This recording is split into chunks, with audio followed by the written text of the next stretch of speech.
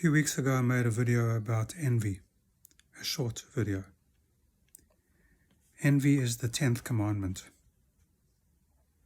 You shall not covet, you must not be greedy for what belongs to others.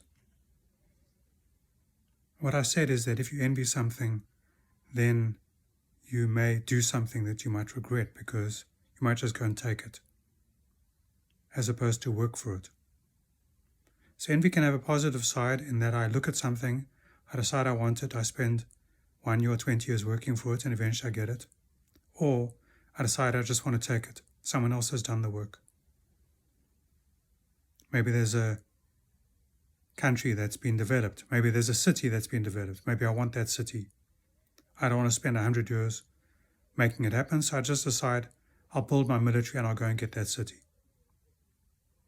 That's one example. Maybe I like your car.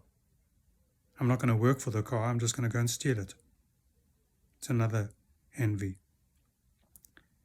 And the worst of all envies is when I envy your God. And then I say that your God is not as mighty as my God, and I decide to steal your God. I decide to make your God look rubbish. I decide that your God is not the same as my God. I decide to envy your God. But I'm not going to tell you that I envy your God. I'm going to say my God is stronger than your God. My God is better than your God. But God is all-powerful, all-knowing. If I believe in one God, and you believe in one God, and you say that we should believe in one God, then theoretically we both believe in the same God. So therefore we can leave it up to God to decide who should change their faith and not go and take their lives away from them, because my God, the God that I pray to, is a God of humanity, a God of compassion, also a God of judgment. But I pray to a balanced God, a God that sees all sides, a God that knows what needs to happen. My God will not take your stuff. My God is compassionate and understanding and loving and generous and charitable. I know this is a very difficult subject. I look at the other commandments. Thou shalt not bear false judgments against anyone. Don't testify falsely. That's the 9th one. If I have a fantastic God, I don't need to lie to prove a point. I need to tell the truth, and God would help me. Shall not steal, the 8th commandment. Also envy.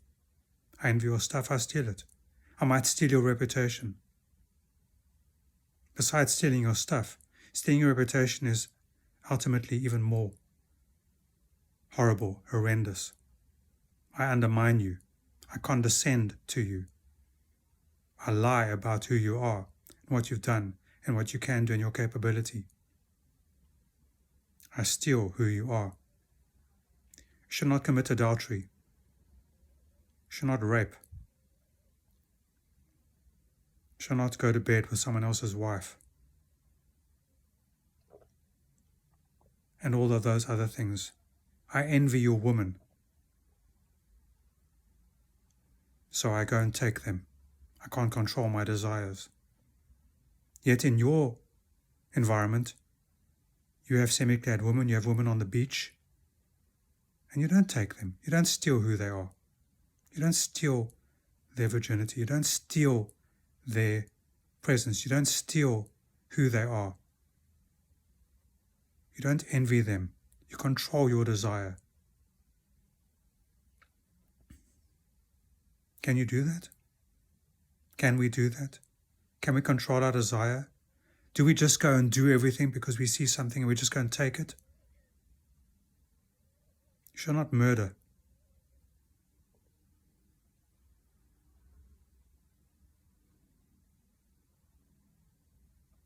All of this is related to envy. It's all related to what you have is better than what I have. I'm either going to undermine you to make it look like what you have is worse than what I have, or I'm just going to take it. Which means I don't care about you. Buddhism's first principle, it's called a parameter, like a computer parameter. But this parameter ending in an A is generosity.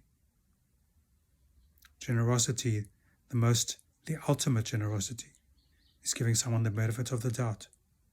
It's raising them above who you are.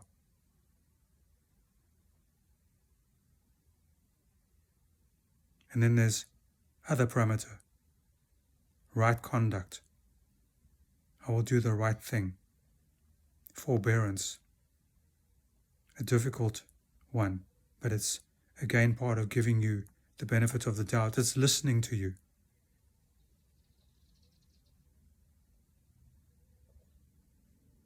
Generosity, right conduct, forbearance, dedication. I'll be dedicated to my concrete foundation. Meditation. I will ponder and pause and focus myself on what I need to do. And wisdom.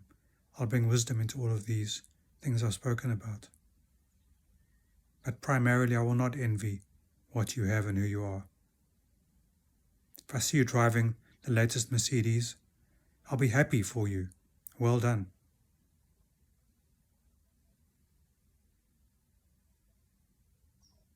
If I see that you have a new wife, I won't envy her.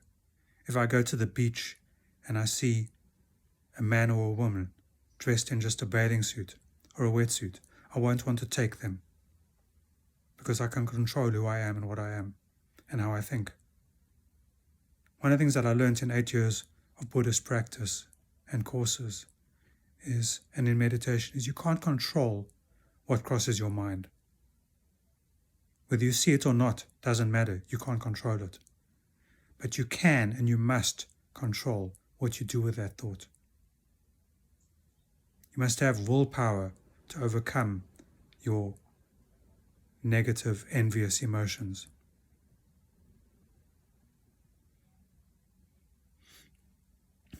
Can you do that? Can you allow a thought to cross your mind and not run after it?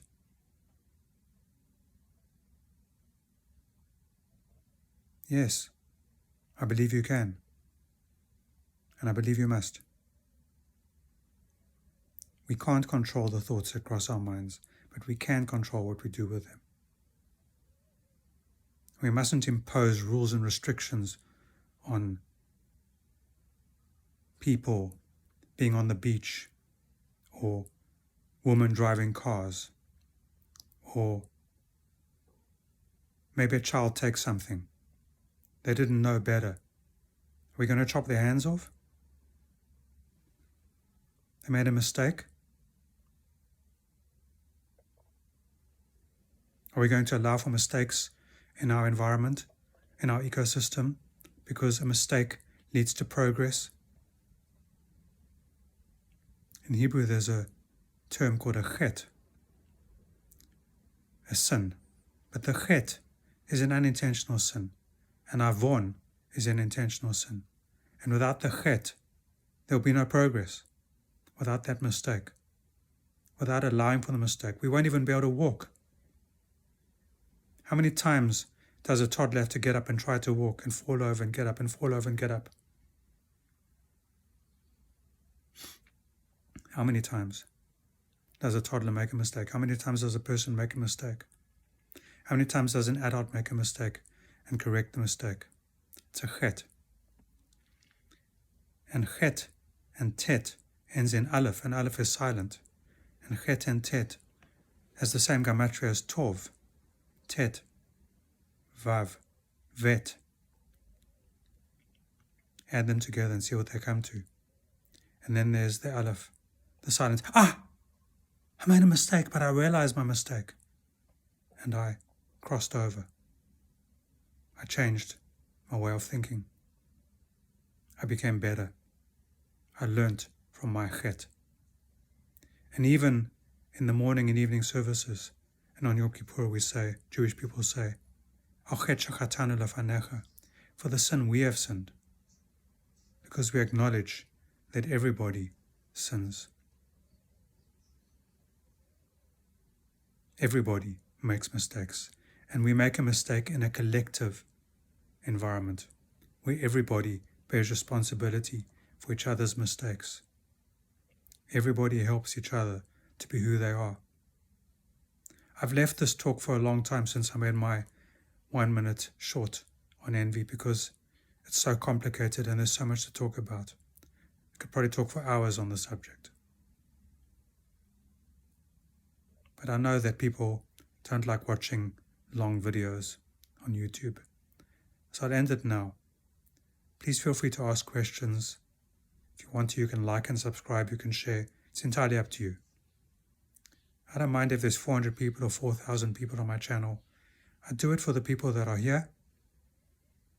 And I also do it for myself as a memory of where I was at a particular time, in a particular place, in a particular thought pattern. And I pray that we can find a way past our envy, that we can realize that the thoughts that cross our minds don't make us who we are. What makes us who we are is what we do with our thoughts. What makes us powerful is what we do with our thoughts, or don't do with our thoughts, as the case may be. So I bless you, and I wish you a fantastic weekend. And I wish you a blessed year, and I pray for your health. Amen.